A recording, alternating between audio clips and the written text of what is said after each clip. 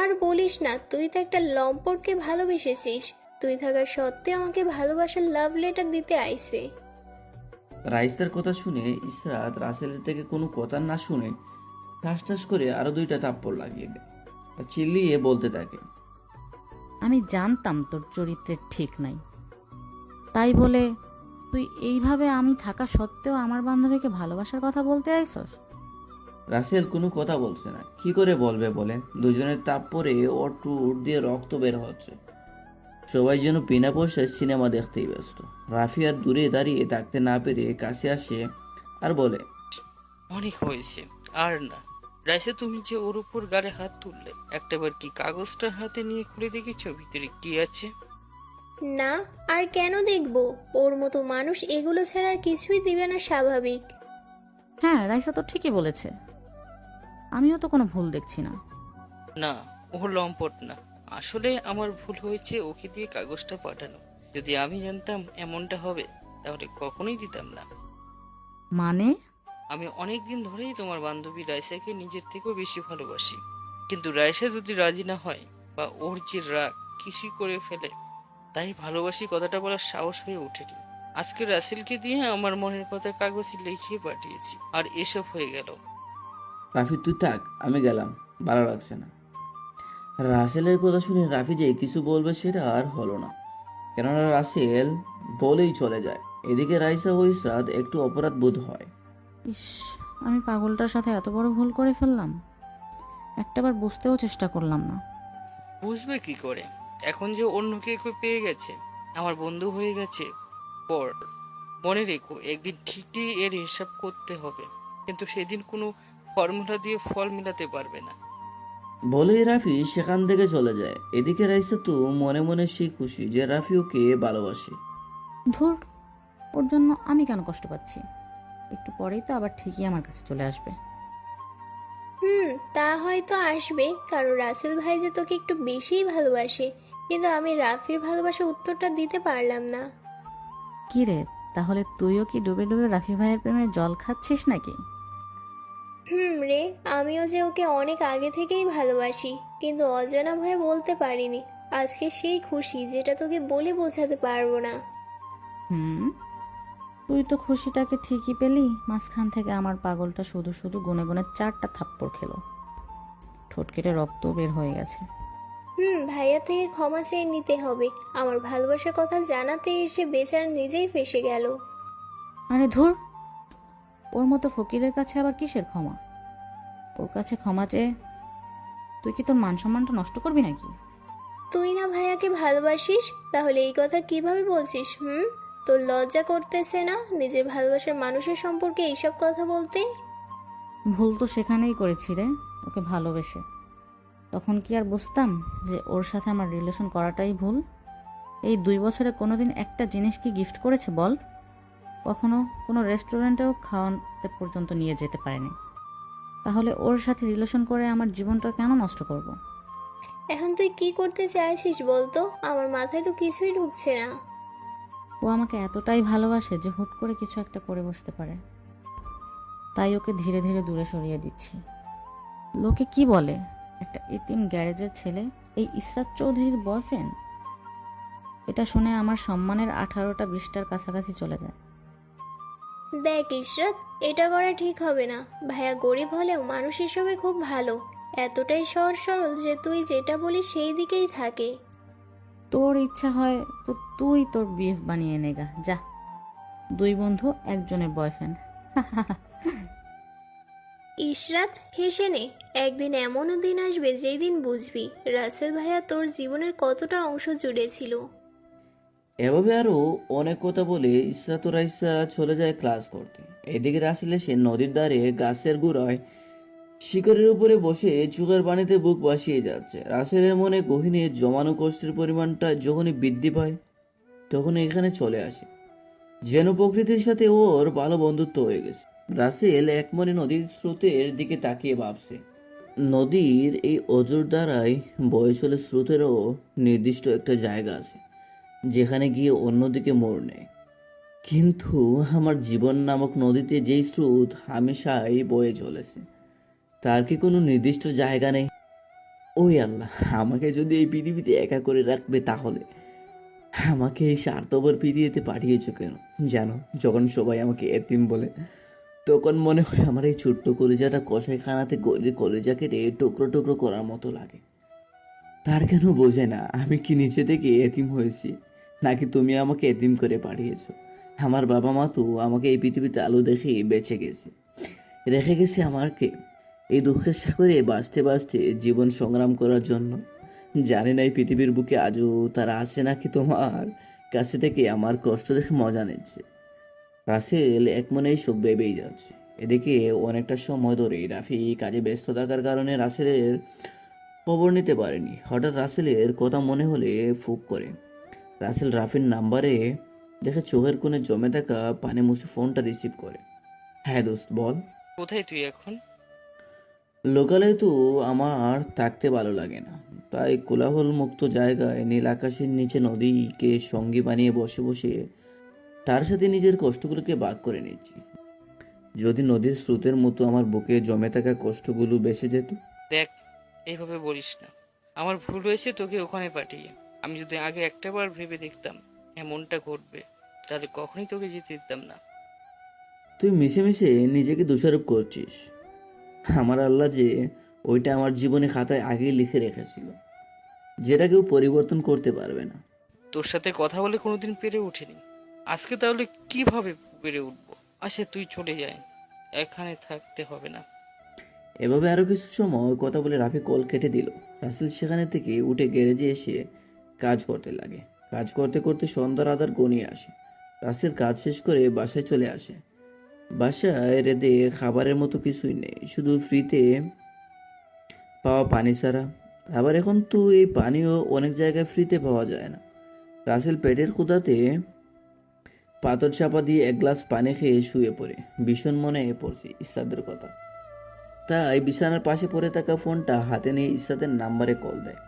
কিন্তু ওই যে কথায় আছে না, কপাল ভালো থাকলে সব কিছুই পাওয়া যায়, তেমনি রাসেলও পেল ওই পাশ থেকে একটা সুন্দরী মেয়ের মিষ্টি কণ্ঠে। আপনি যেই নাম্বারে কল করেছেন সেটা এই মুহূর্তে বন্ধ আছে, দয়া করে একটু পরেই আবার চেষ্টা করুন। রাসেল বারবার দিতেই থাকে, কিন্তু বয়সটা কোনো পরিবর্তন হয় না। তাই কি আর করবে, বুকের মাঝে কষ্টকে লুকিয়ে রেখে ঘুমিয়ে পড়ে।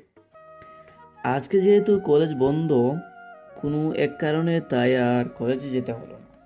দোকানে থেকে 5 টাকা দিয়ে একটা রুটি আর একটা চা নিয়ে রুটি ভিজিয়ে খেতে থাকে, যেটা ইচ্ছাতে চোখে পড়ে যায়। দেখো দেখো কিভাবে একটা হরেক মালের রুটি চায়ের কাপে চুবিয়ে চুবিয়ে খাচ্ছে। ছি, আমার ভাবতেই ঘৃণা লাগে যে ওর মতো ফকিরের সাথে প্রেম করেছি। কত ছেলে আমার পিছনে ঘোরে, সেটা একটা বারের জন্য ভাবিও নি। আসলে ইসরাত ওইখান দিয়ে গাড়ি নিয়ে কোথাও যাচ্ছিল, আর তখনই খাওয়া দেখতে পায়। রাসেল সেখান থেকে গ্যারেজে চলে আসে আর প্রতিদিনের মতো কাজ করতে থাকে। হঠাৎ ইসরাত গাড়ি নিয়ে সেখানে চলে আসে, যেটা রাসেল খেয়াল করেনি। আমার গাড়িটা একটু দেখো তো, কি যেন হয়েছে, শুধু শব্দ করে। ইসরাতের কথা শুনে রাসেল পিছনে ফিরে তো অবাক, কেননা সত্যি সত্যি ইসরাত। আরে তুমি এখানে কিভাবে? আর রাতে কতবার কল দিলাম কিন্তু তোমার ফোন বন্ধ ছিল। আমি এক জায়গায় গিয়েছিলাম আর সেখান থেকেই শুরু হলো এই কাহিনীটা গাড়ির সাথে। আর রাতে আমার ফোনে চার্জ না থাকার কারণে বন্ধ ছিল। ও আচ্ছা, বুঝতে পারছি, কোনো সমস্যা নেই। আচ্ছা তুমি এখানে বসো, আমি তোমার গাড়ি এখন ঠিক করে দিচ্ছি। এইটাতে বসবো আমি? এটা তুই ভাবলি কি করে? এটাতে তো আমার বাড়ির কুকুরও বসে না। ইসরাতের কথা শুনে রাসেলের হাসি মাখা মুখটা নিমেষেই মলিন হয়ে যায়। আসলেই তো এই মুরায় কি আর সবাই বসতে পারে? এটা ছাড়া তো আর কিছু এখানে নেই। আচ্ছা তুমি গিয়ে গাড়িতে বসে থাকো, বাইরে থাকতে হবে না। ঠিক আছে, তুই তাড়াতাড়ি গাড়ি ঠিক কর, আমি গাড়িতেই বসে রইলাম। রাসেলের কোনো কথা না বলে গাড়িটা কাজ করতে লাগে। কিছুটা সময় পরে রাসেল গাড়ির কাজে শেষ করে। তুমি গাড়ি টেস্ট করবে নাকি আমি টেস্ট করব, কোনটা? তোর ওই নোংরা হাতে আমার গাড়ি চালাতে আসলে তো আমার গাড়িটাই নোংরা হয়ে যাবে, আমিই দেখছি। ইসরাতের কথা শুনে রাসেলের মনটা খারাপ করে ফেলে। আচ্ছা তোমার গাড়ি তুমিই দেখো। ইসরাত গাড়ি চালিয়ে দেখলো ভালো হয়েছে, তাই ব্যাগ থেকে টাকা কিছু বের করে বলল, এই নে ধর তোর কাজের মজুরি, আর বাকি যেটা আছে সেটা দিয়ে খেয়ে নিস। একটা রুটি আর চা খেয়ে যে কারো দিন পার হয়ে যায়, এটা ভাবতেই কেমন লাগে। রাসেল যে কিছু বলবে সেটার কোনো সুযোগ না দিয়ে ইসরাত গাড়ি নিয়ে চলে যায়। রাসেল অবাক নয়নে টাকাগুলোর দিকে তাকিয়ে ভাবে, এই কাগজের নোটের জন্য মানুষ কেমন হতে পারে সেটা ইসরাতকে না দেখতে বোঝাই যেত না। ও কেন বোঝে না যে ওই নোটগুলো শেষ হয়ে যাবে, কিন্তু ভালোবাসা কখনো শেষ হবে না। রাসেল কথাগুলো ভাবছে তখনই গ্যারেজের মালিক এসে এমন একটা কাজ করে বসে, যেটা দেখে উপস্থিত সবাই অবাক। কেননা গ্যারেজের মালিক এসে রাসেলের হাত থেকে টাকাগুলো থাবা দিয়ে কেড়ে নেয়, যেটা দেখে সবাই অবাক। রাসেল তো মনে মনে স্টুচু হয়ে গেছে। আজকে ভালো কাজ করেছিস, এতগুলো টাকা একসঙ্গে কি মজা। পকেট থেকে একটা 10 টাকার কাগজের মূল্যবান করকরা নোট বের করে রাসেলের হাতে দেয়। রাসেল আর কি করবে, সেই টাকাটা মালিককে ফিরিয়ে দেয়। দেখেন, এই টাকা তো আপনার, আমি কেন নেব? আমার কিছু খাওয়ার প্রয়োজন নেই। ও, তাহলে ভালোই হলো, 10 টাকা আমার কাছে জমা হলো। এর সাথে আরো 10 টাকা হলে 20 টাকা হবিনি। কি কিপটা রে বাবা, রে বাবা, আমি এত কিপটা মানুষ কখনো দেখিনি। কথাটা আমি মনে মনে বললাম। ওই তুই কি আমাকে ভিড় করে কিছু বলতেছিস নাকি? না মালিক, আপনাকে কিছু বলার সাধ্য আমার নেই, বা কখনো হবেও না। ঠিক আছে যা, এখন আর কথা না বলে যা, গিয়ে কাজ কর। রাসেল সেখান থেকে গিয়ে আবারও কাজ করতে শুরু করে। কাজ করছে কিন্তু হাত চলছে না। কি করে চলবে বলেন? পেটে ভাত না থাকলে কি আর কাজ করার শক্তি থাকে? রাসেল তবু অনেক কষ্টের সাথে কাজ করতে থাকে। দুপুরে কাজ থেকে আসার সময় কিছু বাজার করে আনে। কি ভেবেছেন খুব ভালো মন্দ জিনিস বাজার করেছে? আরে না, কারণ ওর কাছে এত ভালো বাজার করার টাকা তো নেই। রাসেল বাসায় এসে চুলাতে ভাত বসিয়ে গোসল করে নেয়। ভাত রান্না হয়ে গেলে আলু ভর্তা করে ভাত খেয়ে নিয়ে সেই যে একটা ঘুম দেয়। বিকালে ঘুম থেকে উঠতে না উঠতে রাফি কল দেয়। হে মাম্মা, একটু ঘুমাইছিলাম রে, মাত্র উঠলাম। তা কোনো দরকার? না রে, তেমন দরকার না, একটা সুখবর আছে। কি সুখবর, একটু বল শুনি। রাইসা, ও আমাকে ভালোবাসে, সেটা নাকি অনেক আগে থেকেই। আমি সত্যি অনেক খুশি রে। যাক, আমি খুশি যে নিজের গালের থাপ্পড় খেয়েও তোর ভালোবাসার জন্য কিছু করতে পেরেছি। এমনিতেই তো আমার মতো মানুষ কারো উপকারে আসে না। এই চুপ থাক, তোর উপকারে আমি কোনোদিনই ভুলবো না। তুই আমার জন্য অনেক করেছিস। আমার জন্য তুই যা করেছিস সেটার তুলনা তো আমি কিছুতেই করিনি। হয়েছে, এখন ফ্রেশ হয়ে মামার চায়ের দোকানে চল, আয়। আর তোর জন্য একটা টিউশনের ব্যবস্থা করেছি, যেটা দিয়ে তোর কিছুটা হলেও উপকার হবে। আমার কাছে আবার কে পড়বে বল? আমার যে জামা কাপড় সেটা দেখেই সবাই তো দৌড়ে চলে যায়। কেননা গরিবদের কাপড় নাকি দুর্গন্ধ লেগে থাকে। এর আগেও তো অনেকগুলোই টিউশনির ব্যবস্থা করে দিছিলি, কিন্তু পড়ানোর সুযোগ হয়নি। ওই, তোকে কি আমি এত কথা বলতে বলেছি? যেটা বললাম তুই সেটা কর। আচ্ছা ঠিক আছে, তুই থাক, আমি এখনই চলে আসতেছি। তোর ডাক শুনে আমি কি আর না এসে পারি বল? এইভাবে কিছু সময় কথা বলে রাসেল কল কেটে দিয়ে ফ্রেশ হয়ে টেবিলের কাগজের নিচে পড়ে টাকা 10 টাকার পকেটে নিয়ে খুশি মনে রাফির কাছে চলে আসে। রাফি ওর আগেই বসে আছে। মামা, তোর তাহলে আসতে এত সময় লাগলো? আর বলিস না, আসতে একটু লেট হয়ে গেল। কারণ আজকাল রাস্তাঘাটের যেই অবস্থা বুঝতেই তো পারছিস। মামা বুঝেছি। এখন বস, চা খাই। মামার হাতে চা অনেক দিন হলো খাই না। এই মামা, দুটো কাড়া করে দুধ চা বানান তো। মামা একটা কড়া করে দিন, আর একটা অতটা কড়া করতে হবে না, কারণ রাফির টুট পড়লে এখন ভিটামিন নিলেই ঠিক হয়ে যাবে, কিন্তু আমার সেই কপাল না। রাসেলের কথা শুনে রাফি দোকানদারের মামাকে হাসতে থাকে। দোস্ত হয়েছে, এইভাবে বলিস না। মাত্রই রিলেশন শুরু হলো আর তুই ভিটামিনের কথা বলছিস? ভিটামিন তো ঠিকই নাও, আর আমি বললেই সেটা অপরাধ, তাই না? রাসেল ও রাফি কথা বলছে আর চা খাচ্ছে, কিন্তু সময় পরে চা খাওয়া শেষ করে রাফি রাসেলকে সেই টিউশনের জায়গায় দিয়ে পরিচয় করিয়ে দিয়ে যায়। রাসেল একটা ছেলেকে পড়াবে, ছেলেটা আবার ক্লাস 7-এ পড়ে।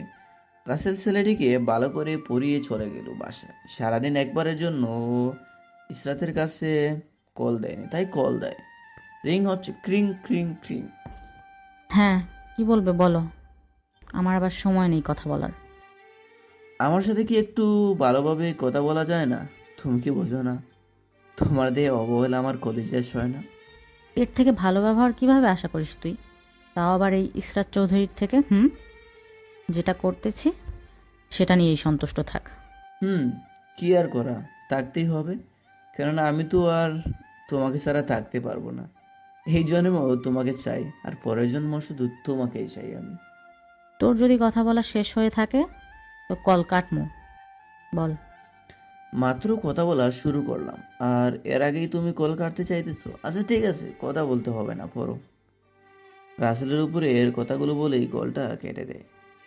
এদিকে সাথ মনে মনে ভাবে, ফকিরের বাচ্চা, আমি তো এটাই চাই যে তুই আমার জীবন থেকে চলে যা। কেন পড়ে আছিস? তোকে যে আমি আর ভালোবাসি না।